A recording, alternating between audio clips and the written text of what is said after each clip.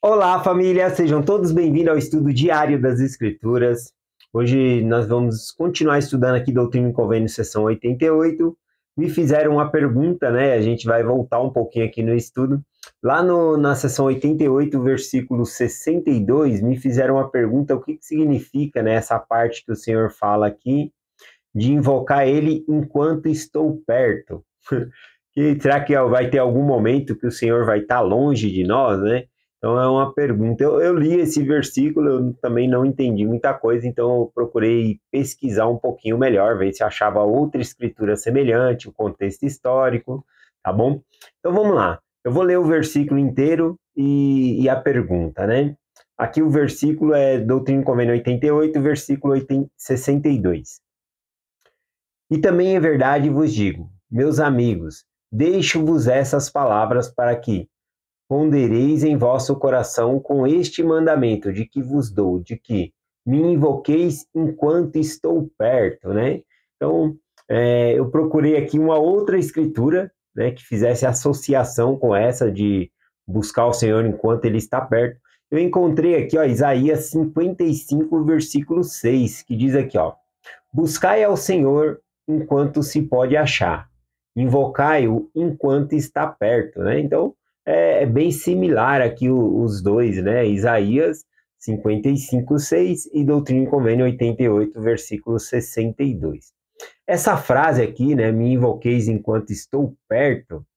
Bom, qual que deveria ser o significado dela aqui para nós? Pegando os dois contextos históricos, na Bíblia, lá em Isaías, Isaías ele está profetizando, tá bom? Ali falando sobre a destruição de Jerusalém, que se o povo não se arrependesse, viria a destruição, e que era para eles se voltarem para Deus, ou seja, se eles se voltassem para Deus, Jerusalém não seria destruída, não seria levada para a Babilônia, tá bom? Mas o povo não se arrependeu. Então, aqui ainda Isaías, né, como aqui na seção, no capítulo 55, ainda assim ele dá a entender que dá tempo, né? Buscar o Senhor enquanto ainda há tempo, né? Dá tempo de se arrepender. Só que chega uma hora que não dá tempo mais, né? Depois o profeta Isaías ele muda o tom do discurso dele, falando que é iminente, né, a destruição, que a Babilônia vai vir, né? Ele fala que agora vocês vão ter que aprender pela boca de estrangeiro, né? Por línguas estranhas, né? Ser levado cativo por um povo que vocês não compreendem, tá bom? Então ele muda o tom. Então repare que tinha um tempo para que eles pudessem se arrepender e o tempo passou, então o cativeiro ia vir, tá bom? Aqui em Doutrina e Convênio, seção 88, versículo 2, o que a gente vê aqui é que o convite ele é pessoal, para cada pessoa, e é também íntimo e vem num tom de convite, tá bom? Ele chama de amigo aqui, por exemplo, nesse versículo, e convida a gente a buscar ele enquanto há tempo, enquanto ele ainda está perto, ou seja, enquanto ainda há tempo, é enquanto o braço do Senhor está estendido, chamando a pessoa, né, para que ela possa voltar. Quando que vai acabar esse tempo, né? Seria na segunda vinda, né? Na segunda vinda não tem mais tempo, tá bom? Então, esse é o tempo que nós temos. E olha, aqui, como está em Doutrina e Convênio, é um convite pessoal para cada pessoa. O tempo é essa vida, conforme é pregado por Amulek, né? Pregou, este tempo, esta vida é o tempo para os homens executarem os seus labores, para se preparar para se encontrar com Deus. Então, esse é o tempo. O braço do Senhor está estendido, né? Tem diversas passagens, né, nas Escrituras, o próprio Salvador falando que nós devemos fazer as obras enquanto há dia, porque quando chega a noite não dá mais, né, para fazer a obra. Então, quando chega o fim da nossa vida, acabou. Como é que nós vamos executar as obras? Então, esse versículo está mencionando sobre isso, né?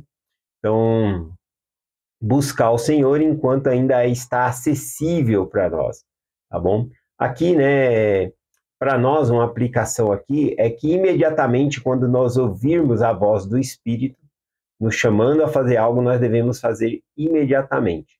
tá bom? Acho que esse é a mensagem principal. Então aqui quando ele fala, me buscais, me invoqueis enquanto estou perto, é isso, né? Enquanto estou ali com a mão estendida para pegar vocês, é isso. Tá bom? Gratidão pela pergunta, foi muito boa, né? E eu tive que pesquisar um pouco para chegar nessa conclusão aqui. Gratidão. Continuando o nosso estudo, né? São muitos versículos, eu vou ler alguns versículos e ir explicando aqui, tá bom? Vou ler aqui o versículo 74 e o 75. Diz assim: E dou a vós que sois os primeiros trabalhadores desses último reino. Aqui está falando dessa última dispensação da pregação do evangelho, do reino de Deus na terra. Então ele está falando para esses trabalhadores aqui. Importante aqui pegar o contexto histórico, porque aqui é algo específico para a época dele, mas os princípios são aplicados para nós também, tá bom? Então aqui diz assim, ó, um mandamento de que vos reunais e vos organizei, e vos prepareis, e vos santifiqueis, sim, purificai o coração, e lavai as mãos e os pés perante mim, para que eu vos torne limpo, para que eu testifique que vosso Pai, e vosso Deus, e meu Deus, que estáis limpo do sangue da geração iníqua, para que quando eu desejar quando eu desejar cumpra essa promessa, essa grande e última promessa que vos fiz. Bom, o Senhor, ele vai vir, então ele pede para que nós sejamos limpos, tá bom? Aqui, por que eu falei que tem que observar o contexto histórico da época? Porque ele está falando, reorganizai-vos e reunir. Aqui, lá mais para o versículo 124 em diante, o profeta ele recebe o mandamento ali de fazer uma escola, né, escola dos profetas ali para ensinar o povo, tá bom? Principalmente na época que não dava para sair em missão, um inverno muito rigoroso, então eles se reuniam e aprendiam ali, tá bom? Então eram homens, mulheres, todos se reuniam ali e aprendiam. Então aqui era o mandamento de fazer uma escola dos profetas, tá bom? E ensinaria diversas coisas, como nós vamos ver aqui. Aqui, quando ele falou sobre ser limpo, né, do sangue desta geração, os próximos versículos vai explicar que é a pregação do evangelho. É o nosso dever compartilhar o evangelho, tá bom? E fazendo isso, nós se tornamos limpos, porque é uma responsabilidade nossa. Se eu não faço, eu estou em pecado, porque eu estou deixando de cumprir o mandamento de Deus. Vamos observar aqui o versículo 78. Ensinai diligentemente a minha graça, e acompanhar-vos-á, para que sejais instruído mais perfeitamente em teoria, em princípio, em doutrina, na lei do evangelho, em todas as coisas pertinentes ao reino de Deus, que vos convém compreender. Ele continua aqui, o versículo 79, tanto as coisas do céu, como as da terra, como as debaixo da terra, coisas que foram, coisas que são, coisas que logo hão de suceder, coisas que estão na casa, coisas que estão no estrangeiro, guerras, complexidade das nações, os julgamentos que estão sobre a terra e também o conhecimento de países e reinos. Repare que essa escola, né, que ele está citando aqui, a escola dos profetas, não era uma escola somente de doutrinas para ensinar só o evangelho.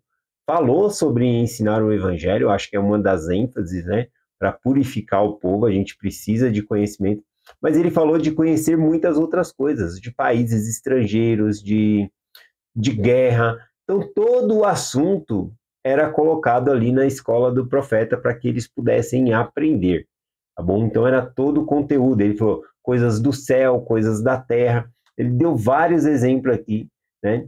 E aí a gente pode pegar aqui uma aplicação pessoal para nós aqui, né, nos nossos dias, seria nós nos reunirmos no coro de elders, nos reunirmos na Saudade Socorro, na Organização das Moças, todos são grupos que se reúnem para aprender o Evangelho, na escola dominical. E também na igreja nós fazemos reuniões de outros estudos, né? Como está mencionando aqui, tem o Inglês Connect, né? Que é para aprender inglês, é um curso também. Tem outros cursos, né? Que são dados aí, por exemplo, o BAE, que é a busca acelerada de emprego para quem está desempregado. Tem outro curso, né? Da autossuficiência, que é o meu primeiro negócio para pessoas que querem empreender, iniciar um negócio, ou até mesmo que já tenha, né, uma pequena empresa e precisa de auxílio, né, como trabalhar, sei lá, se a pessoa vende bolo, alguma coisa. Esses cursos ajudam a alavancar, né, e dão instruções ali que ajudam a alavancar a carreira da pessoa. Então, tem vários cursos na igreja que que é justamente para ajudar também nas coisas seculares, tá bom? Não somente ali. Tem aquele da faculdade, né? Alguns. A igreja ajudou a pagar a faculdade, e a pessoa, Fundo Perpétuo de Educação. Né? E a pessoa vai devolvendo para o fundo ali, né? A questão do curso, né? Que foi pago, a faculdade e assim por diante. Tá bom? Então veja que a aplicação nos nossos dias é o mesmo, tá bom? Na igreja também a gente aprende essas coisas seculares aqui e tem essa ajuda. Continuando aqui, vamos ler aqui, tem uma citação aqui, né? A citação é do elder Neil A. Maxwell, que ele disse: a preparação para o serviço no reino exige tanto instrução como santificação. Aqui, então, ele fala que a questão intelecta também é importante. Estudar. Né? Quando eu estava na missão, eu estudava outros assuntos também, tá bom? Ou até mesmo as próprias coisas do evangelho. A gente estuda para que nós possamos conseguir ensinar melhor as pessoas, tá bom? Então, ele fala que tanto a instrução como a santificação ela é importante. A escola dos profetas foi um modelo inicial dessa dupla ênfase que permanece essencial para os discípulos. Então, ele fala aqui sobre essa ênfase de aprender as duas coisas, tá bom? Então, a gente não é bitolado somente nas coisas do evangelho, né? Não, a gente vai aprender coisas seculares também. A igreja está cheia de cursos aí que podem ajudar a gente. E também é oferecido às pessoas que não são membros da igreja, tá bom? Como essa questão de BAE, né? Busca acelerada de emprego, meu primeiro negócio, esses cursos todos. Continuando aqui, eu vou ler o versículo 81, e o versículo 81 diz assim, ó, é um versículo bem conhecido, né? Principalmente na obra missionária, diz assim: eis que vos enviei para testificar e advertir o povo, e todo aquele que for advertido deverá advertir o seu próximo. Ou seja, quem recebeu luz, ele deve propagar essa luz. Quem foi advertido aqui é avisado, deve também avisar o próximo, né? Ou seja, as coisas do evangelho, para que eles possam ganhar, todos possam ganhar a salvação. Então é nesse propósito aqui que vem esse versículo. Tem uma referência aqui que vai lá para Ezequiel capítulo 33, que justamente mostra isso. Um atalaia, né, um soldado em cima de uma torre, e ele fica vigiando, né, se vai vir inimigos contra o reino. Se vier, ele toca a trombeta ali, né, para avisar o povo. E Ezequiel 33 fala sobre isso, que se o atalaia dormir e não avisar, a culpa é dele, do povo ter morrido, porque ele estava de vigia e não avisou. De igual modo, quando nós somos avisados sobre a salvação, fazemos o nosso convênio com Deus, nós também devemos avisar outras pessoas. Isso pode ser de meios bem sutil, convidar a pessoa para ir à igreja, convidar as pessoas para ouvir uma mensagem dos missionários, convidar a pessoa para vir em uma atividade da igreja, tá bom? Então, isso é ser um atalaia, avisar as outras pessoas aqui. Outra citação aqui do R. Beine, agora, ele diz assim, ó: quando você foi batizado, foi designado como um vigia. Esse vigia aqui é o atalaia na torre, né, que eu estou falando, o soldado aqui. A responsabilidade de advertir é um dever sagrado, e sua negligência pode custar a vida espiritual de alguém.